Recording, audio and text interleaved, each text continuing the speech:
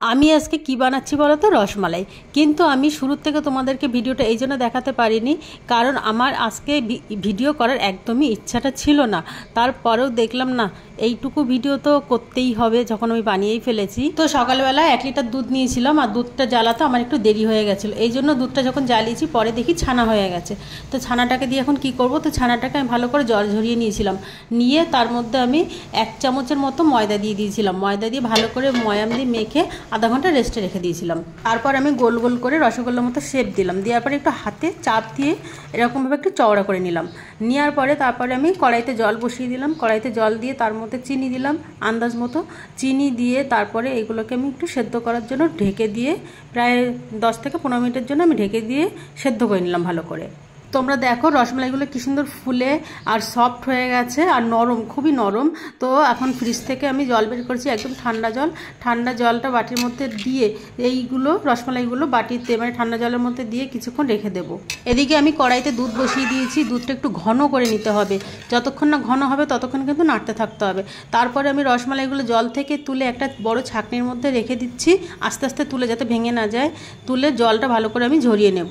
ওদিকটাও খেয়াল রাখতে হবে, দুধটা বসানো রয়েছে তো দুধটা নিচের দিকে লেগে না যায় বেশি গাঢ় হয়ে গিয়ে। আবার অনেক সময় দেখা যাচ্ছে দুধটা কিন্তু অনেকের পাতলা থাকে, তো দুধটা কি করবে, এর জন্য ওর মধ্যে গুঁড়ো দুধ মেশাতে পারে। আর আমি দেখো এখানে চিনি মিশিয়েছি, তোমরা তোমাদের আন্দাজ মতো মিশিয়ে নিতে পারো, যতটা চিনি মানে মিষ্টি খাবে সেই হিসেবে চিনি দেবে। আমি একটু মিষ্টিটা কমই খাই, সেই হিসাবে চিনিটা আমি কম দিয়েছি। আর এর মধ্যে 2টো এলাচ আমি ভালো করে গুঁড়ো করে নিয়ে এলাচটা দিয়েছি, কারণ এলাচের ফ্লেভারটা খুব সুন্দর লাগে, সেজন্য 2টো এলাচ আমি গুঁড়ো করে এর মধ্যে দিয়ে দিয়েছি। এবারে দেখো দুধটা কি সুন্দর ঘন হয়ে গেছে। তোমরা কি করতে পারো, এখানে কিন্তু কেশর মিশাতে পারো। কেশর মিশালে কী হবে, দুধের কালারটা পুরো দোকানের মতো হলুদ হয়ে যাবে। তো আমার কাছে কেশরটা ছিল না, কারণ আমার আজকে রসমালাই করার মতো মানে ইচ্ছা ছিল না।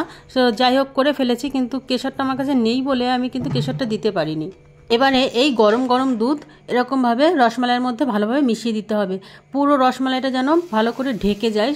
ঠিক ততটা পরিমাণে কিন্তু দুধ এর মধ্যে দিতে হবে। তো ততটা পরিমাণে দুধই কিন্তু আমি এর মধ্যে দেবো, কারণ আমি অতটা দুধই রেখেছিলাম। আর এখানে দেখো ছোট ছোট করে আমি পেস্তা কেটে রেখেছিলাম, ছোট ছোট পিস করে। এটা উপর দিয়ে অপশনাল দিতেও পারো, নাও দিতে পারো, কিন্তু দেখতে কিন্তু খুব সুন্দর লাগে। দোকানে দেখবে এরকমভাবে ছোট ছোট করে পেস্তা উপর দিয়ে দেওয়া থাকে, তাহলে দেখতে সুন্দর লাগে। তো পেস্তাগুলো দেওয়ার পরে আমি ঢেকে 1 থেকে 2 ঘন্টা রাখলে খুব ভালো হয়। 2 ঘন্টার মতো আমি ফ্রিজে রেখে দেবো।